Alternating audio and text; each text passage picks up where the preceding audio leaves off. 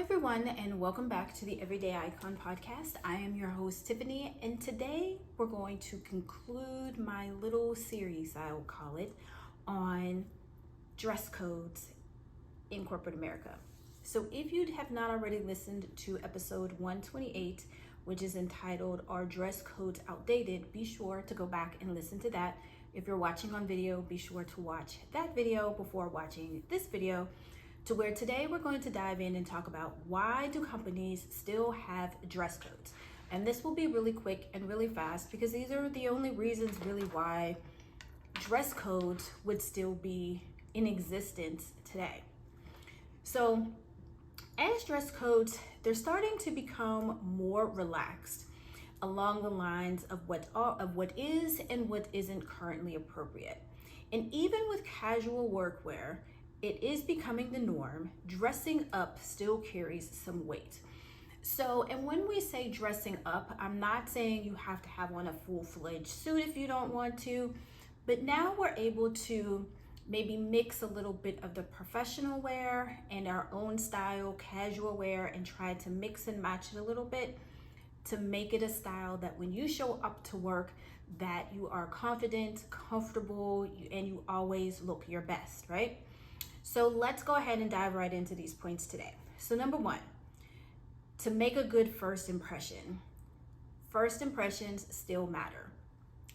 Unfortunately, we still look at how people look, and they do it in less than 7 seconds or less to determine what your social status is, what your educational status is, if they're going to like you or not, if they're going to approach you or not.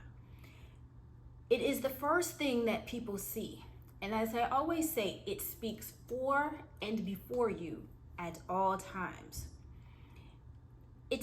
So what we have to remember is the initial judgment that people make can influence how they think about us over the long term. That's where it kind of gets us. Now, is it right? No. But we always want to keep in our minds, and maybe we can just put it this way. Instead of saying always making a good first impression, you always want to put your best foot forward when you're dressing, because unfortunately in today's society still, how you look and how you dress matters, especially in corporate America.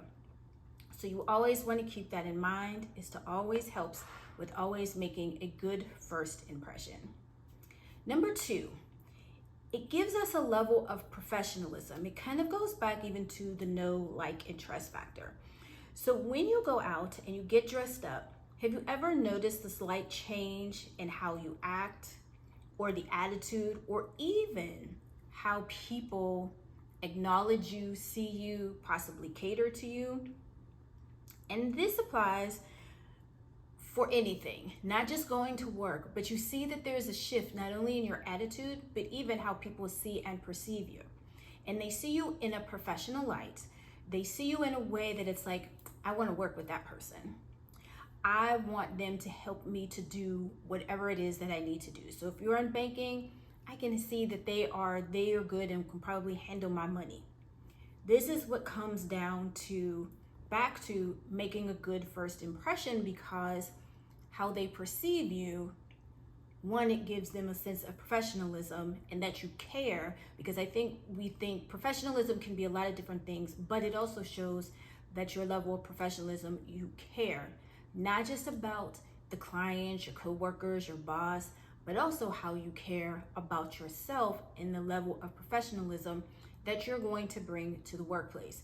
And this just doesn't necessarily always have to be, when we're talking about this, for just like the corporate workplace. It could be for if you're an entrepreneur. It could be that as well, depending on the industry that you're in. So it does help with providing a sense of professionalism. And number three, now this is primarily for if you're working in corporate America, but not necessarily. Even if you're running your own company, I think this still applies too. It reflects the company and the reputation. So you are a representation of your company, and they want to make sure that their employees adhere to that. So whatever your corporate culture is, whatever the environment is, they also want employees to also follow suit and make that as well. And it also shows how if you can dress on the outs, if you know how to dress, because I'm getting tongue-tied here, right? You have to make sure and remember that as a representative of this company, it can also determine if somebody wants to work or bring their business to the company X, Y, or Z. That's the only real reason that I could see that. Companies have images too. Companies nowadays are more than just companies. Companies are actually brands. So guess what? We also have to reflect that. So for example, my company is a tech company. So we're pretty much kind of laid back, fun environment company. So our dress reflects that. But that doesn't mean I'm dressing really, really lax and fun. I'm adding a little bit of professionalism and adding a little bit of the reputation of the company. And most importantly, even though you're also representing the company, guess what else you're representing? You're representing yourself too. So here's an example. Say, because I work in the world of recruiting and sometimes I'll go out with the recruiters to job fairs. What happens if you're working and another representative from another company sees you and says, hey, I've seen you work, blah, blah, blah, blah, blah. Call me sometime. Let's see what opportunities we have over here. Not only are you representing your company in a good light, because they're also saying, hey, you know what, this person might be a good fit over here, but you're also representing yourself as well. And like always, we are also our own personal brands. So we also have to look as such. So when you're talking about not only the reflection of the company, but you're also talking about in managing your reputation and how you present yourself as well. So today was just a quick final episode to kind of tie up the loose ends about why I feel that companies still kind of have dress codes going on today. And the good thing is they are becoming lax, because I remember there was a time where you had to wear suits all the time. And believe me, that was not always fun. But now we're at an age where it's a little more lax and we can kind of get away and bring our own flair to how we dress when we show up for work. So I hope you enjoyed today's episode. And before I go, I wanted to let you know that if you are ready to build your style, I have something for you in the description box, and it is the Corporate Couture Chronicles for the essentials. I'm still trying to figure out the whole entire title, but it'll be available in the next episode that I have.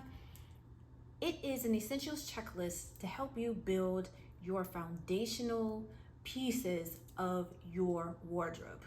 So be sure to grab that as soon as possible to help get you started with building your wardrobe today. But with all that being said, I hope you guys have an amazing rest of your day. Stay healthy, stay safe, and as always, I will talk to you guys next week in the next episode. Bye guys.